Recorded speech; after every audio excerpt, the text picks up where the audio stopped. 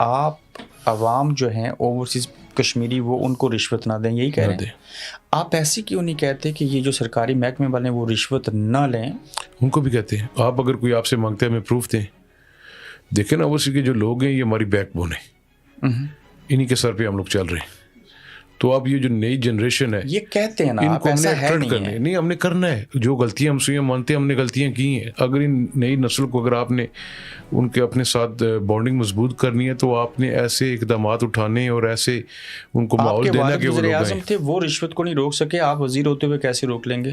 سر ایک چیز ایک دن تو نہیں ہوتی، آہستہ آہستہ آہستہ کتنا عرصہ چاہیے؟ برائی کو بھی ٹائم چاہیے ہوتا ہے. ایک بیماری کو ختم کرنے کے لیے کینسر کو اس کی سٹیجز ہیں ختم کرنے کی. ڈائگنوز ہو گئی ہے نا، ڈائگنوز ہو گئی ہے، اس کی میڈیسن چاہیے، میڈیسن جاری ہے.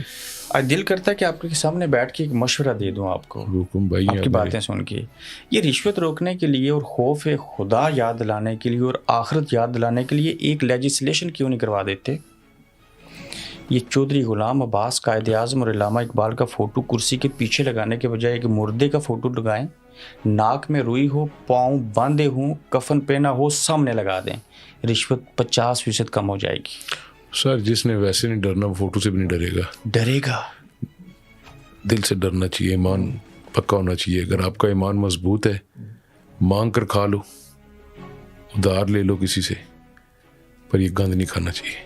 جو یہ کام کرتا ہے اس کی زندگی تھوڑی ہوتی ہے، اس کے چہرے سے پتہ لگ جاتا ہے، اس کو سکون نہیں آتا. حلال کی دال ہی بڑی ہے سر. بالکل. بہت اچھا لگا آپ سے بات کر کے. Thank you sir. Thank you so much. Thank you.